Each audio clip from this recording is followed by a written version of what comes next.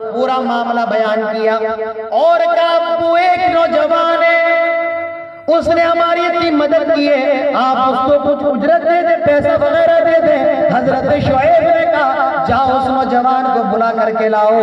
कुरान कहता है उन दोनों लड़कियों में से एक लड़की हजरत मूसा को बुलाने आई। और कैसे आई? कुरान कहता है लोगों गौर करो, तमशी अला सत्तिया। अल्लाह ताला फरमाता है बड़े शर्मीले अंदाज में आई, हया के साथ आई, पर्दे के साथ आई, शर्माते हुए आई।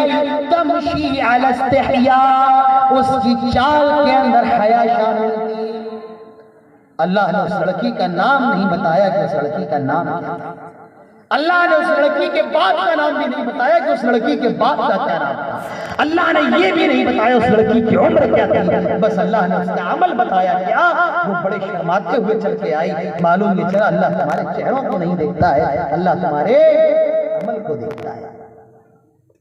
हया की चाल के अंदर हया के साथ आई, शर्माते हुए आई। और क्या कहती है? चलो आपको अब्बू बुला रहे हैं, आपको मेरे वालिद साहब ने याद किया है। हजरत मूसा अलैहिस्सलाम चलने लगते हैं और उस लड़की के बाप के पास पहुंचते हैं। हजरत मूसा ने पूरा माजरा बयान किया कि मैं मिस्र से भाग करके आ रहा हूं, ये मामला मेरे साथ है। हजरत शुएब अलैहिस्सलाम हजरत मूसा को एक ऑफर देते हैं, आए मूसा मैं तुम्हें एक ऑफर देता हूं, ये जो मेरी दोनों लड़कियां हैं, इन दोनों लड़कियों में से किसी एक लड़की से शादी कर लो। मालूम ये चला कि पैगाम निकाह कौन देगा? लड़की का बाप देगा। कौन देगा? लड़की का वली देगा। जी हाँ, किसी लड़के से शादी करना है तो इसका इंतखाब कौन करेगा?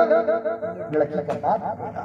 हाँ, लड़की इशारा तो कर सकती है कि अब्बू कि मुझे ये लड़का पसंद है या ये मेरे लिए बेहतर रहेगा। लड़की इशारा तो कर सकती है लेकिन प्रपोजल नहीं दे सकती। प्रपोजल कौन देगा? अब्बू। बहुत से लोग मुस्कुरा रहे हैं, मैं सब समझता हूँ।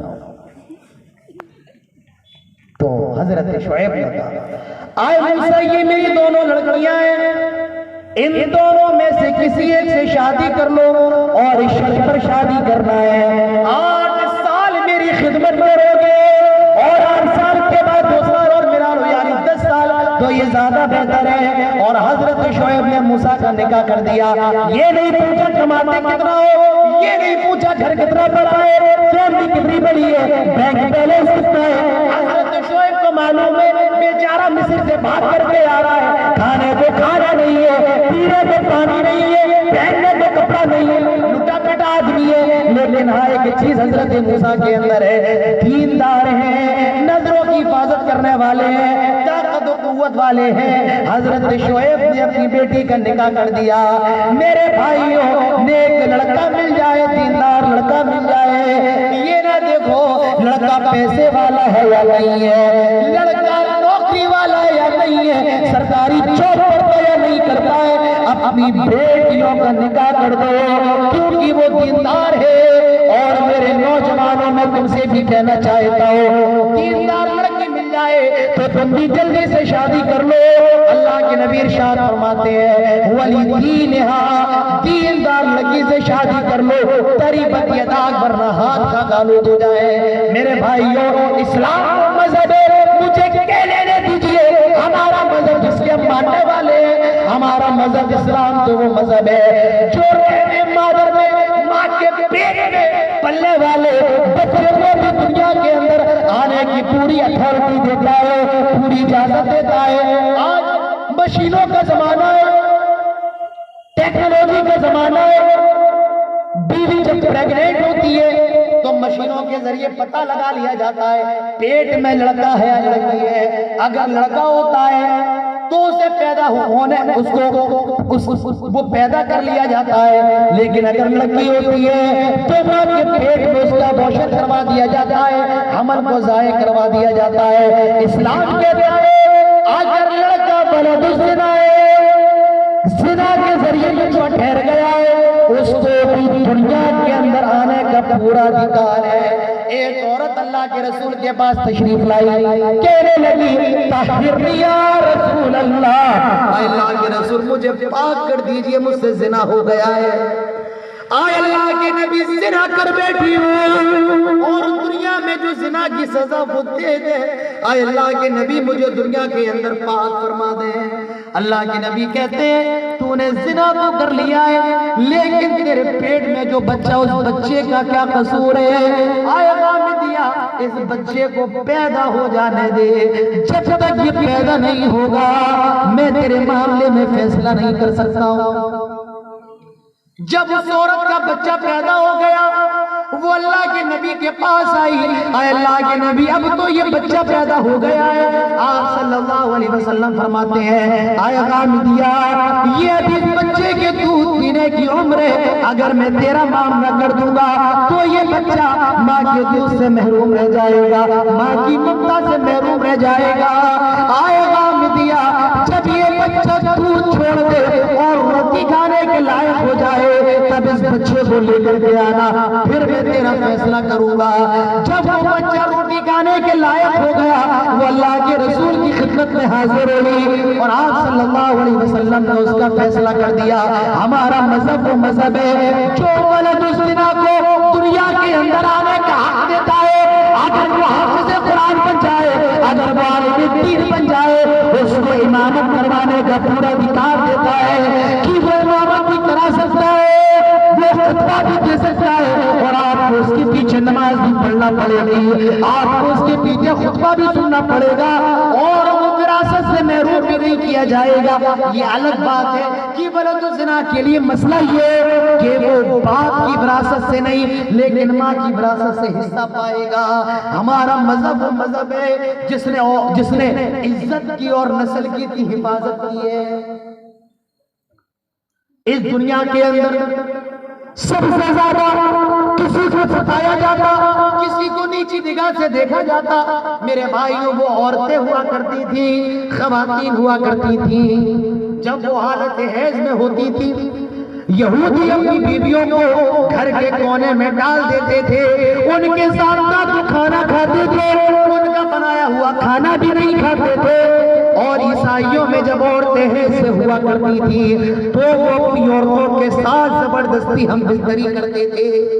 ईसाई जबरदस्ती हम बिस्तरी करते थे और यहूदी अपनी बीवियों को छोड़ देते थे। लेकिन हमारा इस्लाम कहता है अगर औरत हालत हैज में हो, प्रेगनेंसी के वक्त में हो, जब उसको खून आ रहा हो, उसके साथ बस हम बिस्तरी ही करना जायज नहीं है, हम बिस्तरी करना जायज नहीं है, लेकिन उसके साथ सोना जायज है, उसके साथ एक बिस्तर में लेटना जायज है, वो जो खाना बनाए वो खाना भी जायज है, वो जिस प्लेट में खाए उस प्लेट से भी खाना जायज है। हजरत आयशा फरमाती है मैं हालत हैज में हुआ करती थी, में हड्डी खाती, गोश्त हड्डी से गोश्त नोचती और जो थोड़ा बहुत गोश्त लगा रहता प्यारे रसूल मेरे बाद उसको नोचते। मेरे भाइयों इस्लाम ने औरत को इतनी इज्जत दी है कि हालत हैज में भी उसके साथ थोड़ा सलूक नहीं किया जाएगा, उसके साथ खाना भी खाया जाएगा, उसके साथ रहा भी जाएगा, सब कुछ किया जाएगा, सिर्फ मुखारबत से बचा जाएगा क्योंकि वो हालत हैज में जायज नहीं है। मेरे भाइयों हमारा मजहब कहता है, हमारा इस्लाम कहता है औरत बस 4 काम कर ले, 4 काम। दुनिया के अंदर मर्दों को कितनी मेहनत करना पड़ती है जन्नत के अंदर जाने के लिए, कितने पापड़ बेलने हैं, कितनी मेहनत मर्दों को करना है, लेकिन औरत बस 4 काम जन्नत के अंदर, और जन्नत के अंदर नहीं बल्कि जन्नत के जिस दरवाजे से जाना चाहे अल्लाह ताला फरमाएगा आए औरत जा, जन्नत के जिस दरवाजे से दाखिल होना है हो जा। 4 काम कर ले मेरी माओ बहनों, ये तुम्हारे लिए गौर करो वो 4 काम क्या है। अल्लाह के नबी इरशाद फरमाते हैं अल मर्अतु इज़ा सल्लत खम्सहा, औरत 5 टाइम की नमाज पढ़ ले, 5 टाइम की नमाज, फज्र, ज़ोहर, असर, मगरिब और कौन सी नमाज है? इशा की नमाज। और 4 काम कर ले। पहला काम, इज़ा सल्लत खमसा, 5 टाइम की नमाज पढ़ ले। वसामत शहरहा, और रमजान के रोजे रख ले। वहफ़िज़त फरजहा, अपनी शर्मगाह की हिफाजत कर ले। वअताअत बअलहा, और अपने शौहर की फरमाबरदारी कर ले। जन्नत क़यामत के दिन ऐसी औरत से कहा जाएगा, तुझे जन्नत के जिस दरवाजे से दाखिल होना होगा, आज जन्नत के 8 दरवाजे तेरे लिए खुले हुए हैं। मेरी माँ बहनों, जरा अंदाजा तो लगाओ, जरा सोचो तो सही, इस्लाम ने कितना ऊंचा मकाम दिया। अगर ये औरत आपकी बेटी है तो अल्लाह के नबी इरशाद फरमाते हैं, जिसकी 2 बेटियां हो वो अपनी बेटियों की अच्छी परवरिश कर ले, ऐसा बाप जन्नत में मेरे से ज्यादा नजदीक होगा। आपने अपनी दोनों उंगलियों को मिला करके फरमाया, जितनी करीब मेरी दोनों उंगलियां हैं, अगर ये आपकी बहन है तो फरमाया जो अपनी बहनों की परवरिश कर ले वो भी जन्नत के अंदर जाएगा। और अगर ये औरत आपकी माँ है, अल्लाह के नबी इरशाद फरमाते हैं, फ़इन्नल जन्नत इंदा रिजलिहा, माँ के कदमों के पास जन्नत है। जन्नत कहाँ है? आए जन्नत को तलाश करने वाले, माँ के कदमों के पास जन्नत है। एक साहबी अल्लाह के नबी के पास तशरीफ लाए, कहा अल्लाह के नबी मैं जिहाद पर जाना चाहता हूं। आपने फरमाया क्या तेरी मां जिंदा है? वो जवाब देता है हाँ। इन्हें क्या परेशानी है भाई, इन्हें क्या परेशानी है? इनको बिठा, बैठिए आप, मुझे आप वो बंगला सिखा दे, फिर मैं बताऊंगा टाटा कैसे खाता है। एक साहबी अल्लाह के नबी के पास तशरीफ लाए, आए अल्लाह के नबी मैं जिहाद पर जाना चाहता हूँ। आपने फरमाया क्या तेरी माँ जिंदा है? वो कहता है हाँ मेरी माँ जिंदा है। आपने फरमाया फलज़बहा, अपनी माँ के पास चला जा, अपनी माँ से चिमट जा, अपनी माँ को पकड़ ले। फ़इन्नल जन्नत इंदा रिजलिहा, क्योंकि जन्नत जो है ये माँ के कदमों के पास है। मेरी माँ बहनों जरा गौर तो कर लो, अल्लाह ताला ने कितना ऊंचा मकाम औरत को दिया है। एक साहबी अल्लाह के नबी के पास तशरीफ लाए और कहने लगे, आए अल्लाह के नबी ये बताए, मन अहक़्क़ुन नासी बिहुस्न सहाबती, मेरे हुस्न सलूक का सबसे ज्यादा मुस्तहिक़ कौन है? आपने फरमाया उम्मुका, तेरी माँ। वो साहबी दूसरी मर्तबा सवाल करते हैं, सुम्मा मन, आपने दूसरी मर्तबा फरमाया उम्मुका, तेरी माँ। वो साहबी तीसरी मर्तबा सवाल करते हैं, सुम्मा मन, फिर कौन? आपने तीसरी बार भी फरमाया तेरी माँ। चौथी बार सवाल किया, सुम्मा मन, आपने फरमाया तेरा बाप।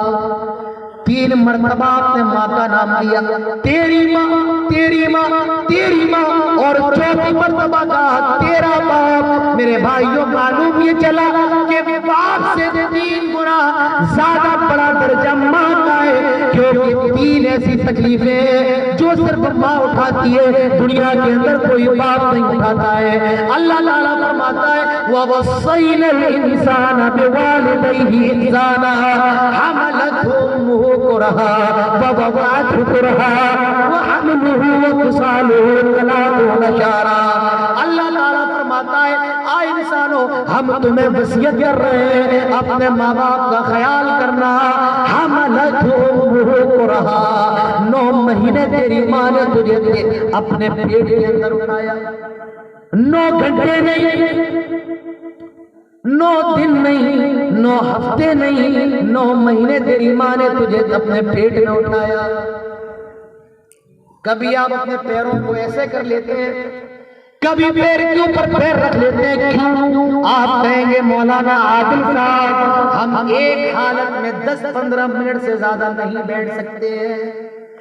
मेरे भाई जरा माँ के बारे में सोचो, जो 9 महीने अपने बच्चे को अपने पेट में बर्दाश्त करती है, उसके अमल को अपने पेट में उठाती है, उसके वजन को उठाती है, और उसी माँ के पेट के अंदर उसकी हड्डियां भी बन रही हैं, उसके अंदर गोश्त भी चढ़ाया जा रहा है, उसकी आंखें भी बन रही हैं, उसके हाथ भी बन रहे हैं, उसके हाथों के पैर भी बन रहे हैं, उसकी कोहनियां भी बन रही हैं, उसकी पिंडलियां भी बन रही हैं, उसके दांत भी बन रहे हैं। और वो माँ 9 महीने अपने बेटे को अपने पेट में उठाती है, वो घर का काम भी करती है, वो बर्तन भी साफ करती है, घर की साफ सफाई भी करती है। तो मेरे भाइयों, ये पहला काम जो सिर्फ माँ करती है, बाप नहीं, हमलतहु रहा 9 महीने अपने पेट में उठाती है।